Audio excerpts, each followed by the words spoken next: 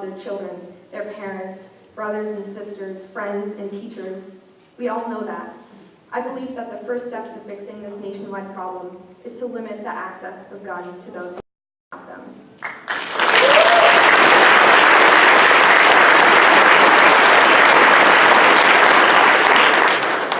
It is a strange concept, valuing the right to have an assault rifle over the rights of millions of students across the country trying to attend school safely. We must change this. We must have a comprehensive plan to tackle this ever-growing issue.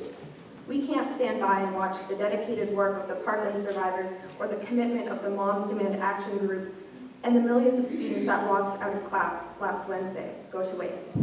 Us as students need to see this change happen, and we won't back down until we do. Thank you.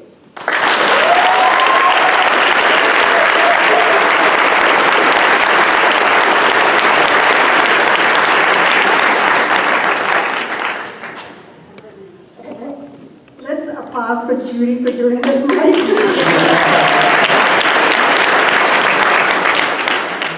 Didn't I tell you this is a great lineup of speakers? Yeah. So our next speaker is Linda Tracy, a registered nurse.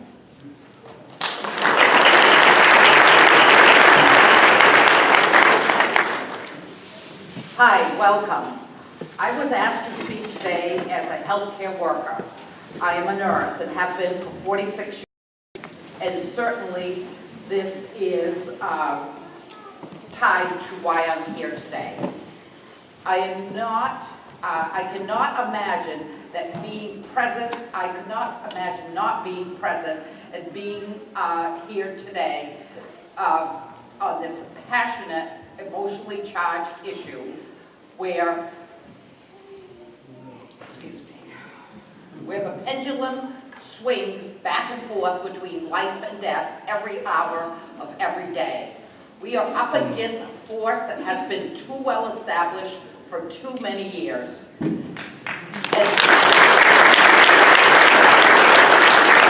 sees themselves as unwavering and formidable, given that consistently they manipulate the Second Amendment to defend their reckless, self-indulgent, callous regard for life. In essence,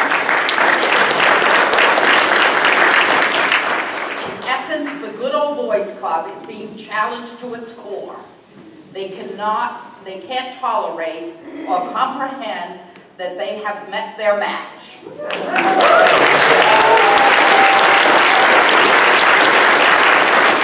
There is a new generation on the horizon, well-spoken, articulate, and well-educated, and we and them are not backing down.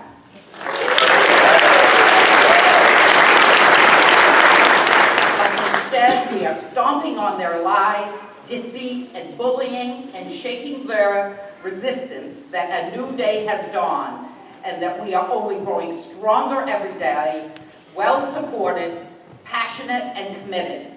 We are looking to have a common sense Second Amendment and challenge the military, assault, and semi-automatic weapons do not belong on the street in the hands of unstable and dangerous individuals. We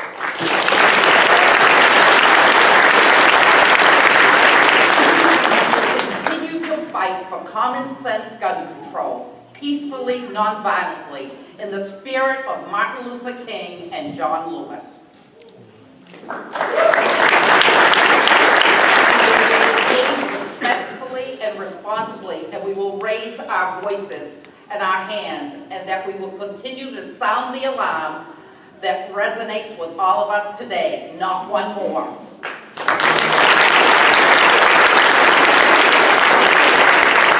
We will support and hold our politicians accountable, or we will vote for candidates that will support our agenda.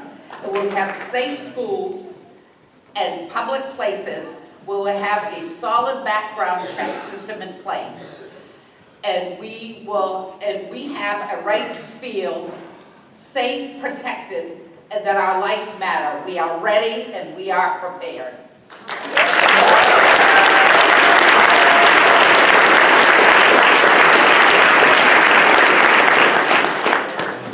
The next speaker is Casey Falkenham, Partners for Peace.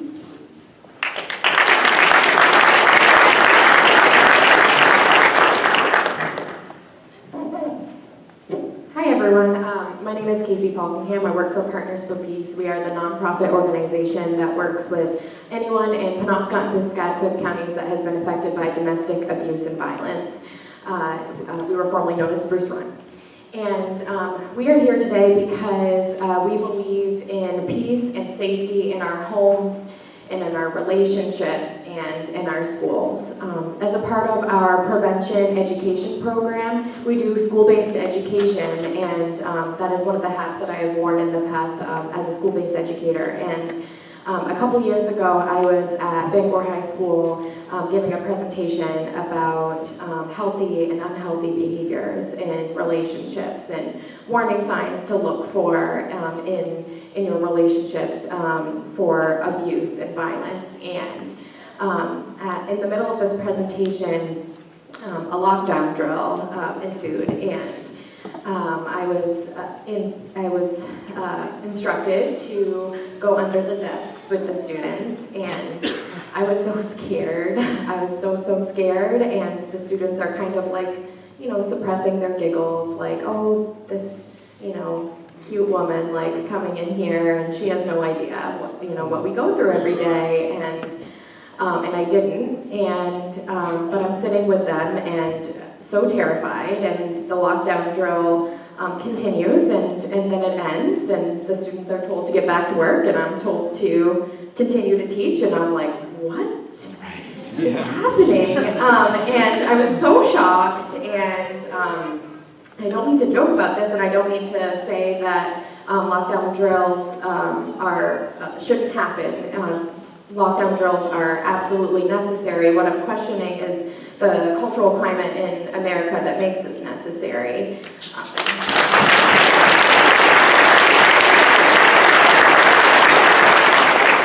I'm so disturbed by how gun violence and violence in general has been normalized, and civilians have absolutely no use for assault rifles. No use for them. Should we have better services and help and support for people with mental health illnesses? Sure. The other common thread that I want to talk about in mass shootings is the following. Of the 150 mass shootings that have occurred since 1966, three of these shooters were women. The rest were men. Yeah. And the rest were men. And many of these men had histories of domestic violence. Many of these men and young boys had histories of violence and anger towards women. That is true of the shooters in Las Vegas, Sutherland Springs, San Bernardino, Sandy Hook, at Pulse nightclub, and in Virginia Tech. Margaret Atwood said that men are afraid that women will laugh at them, but women are afraid that men will kill them. Yes. And when we don't listen to women when they say that they are being threatened by their partners, that they are being threatened that them and their children will be killed, when we do not hold offenders of violence and abuse accountable, they go on to kill masses. We need to listen to women and children, and when I hear things like that youth are our future, surely they are, but youth are affecting change now.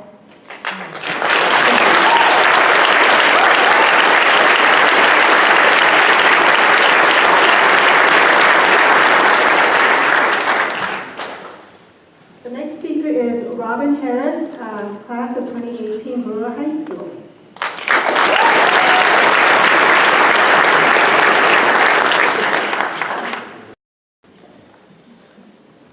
Can you hear me? Hi. My name is Robin. I'm a senior at Brewer High School, and I'm going to be talking a lot about the mentality of kids in schools, of teachers in schools, of parents. So real quick, can kids put their hands up? All right, cool.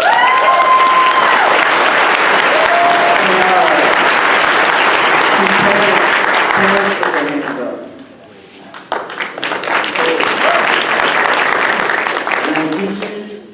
teachers.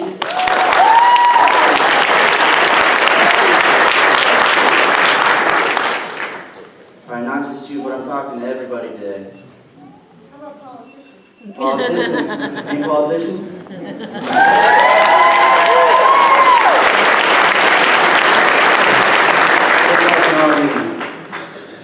Okay. I come from the generation of technology. I come from the generation of screens. I come from the generation of distractions. I don't know what it's like to go through an entire day without having to check up on Facebook and Twitter and read more of that article stuff than I do a book. I come from a generation where we care more about our social media image than we do about our real image. It just shows that times are changing. But some things, they don't change. We're still all real people. We still have emotions, we still have opinions, and we still all care for one another. And we show that by coming here to stand together in unison.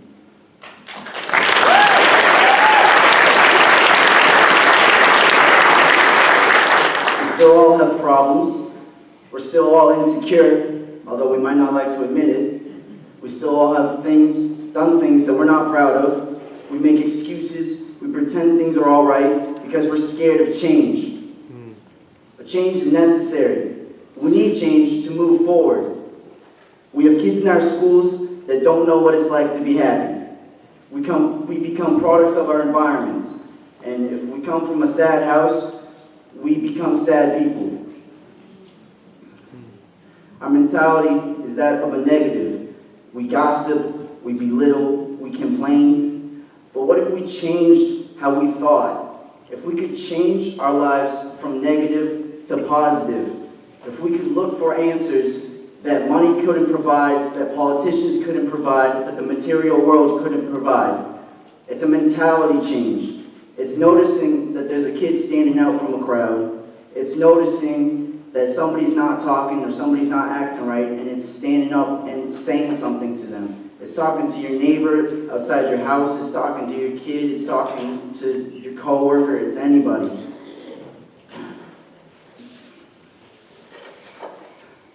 What if we chase happiness instead of things like money? What if we tried to be kind to others instead of trying to make them feel worse?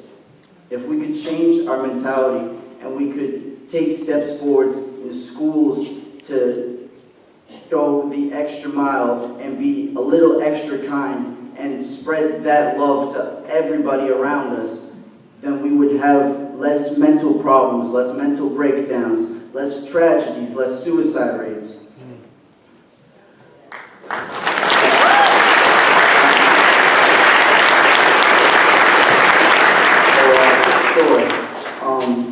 I had a friend of mine, a really good friend of mine, and we always hung out, we talked all the times, and he would make jokes. He was kind of rude, so was I, still am, doesn't change, American, whatever.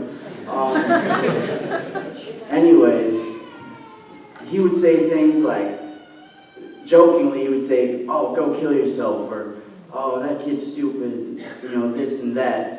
And so it took everybody by surprise when he killed himself. And we didn't know, what we could have done to help him.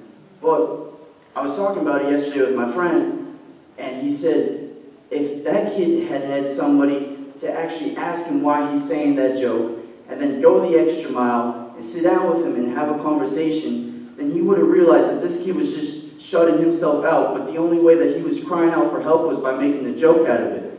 And if we could take that and learn from it, then we could prevent that in the future. We could prevent another kid from snapping like that.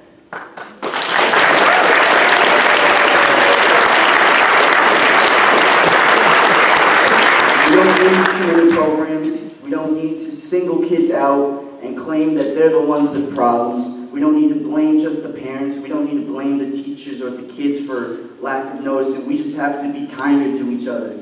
We just have to redefine what makes us happy. And we need to make the mental change to become more mental aware. And if we did that, then we would see a brighter future. Amen.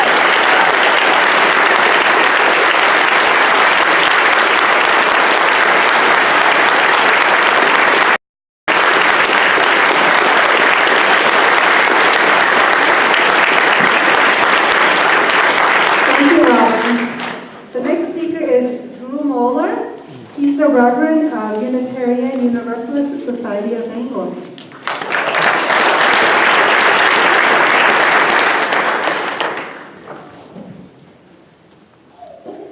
Thank you. I was just sitting here with my colleague Daryl Lerner, and we were just saying, I was standing here with my colleague Daryl Lerner, and we were just saying, you know, we both prepared words, but our young people are outdoing us as preachers today.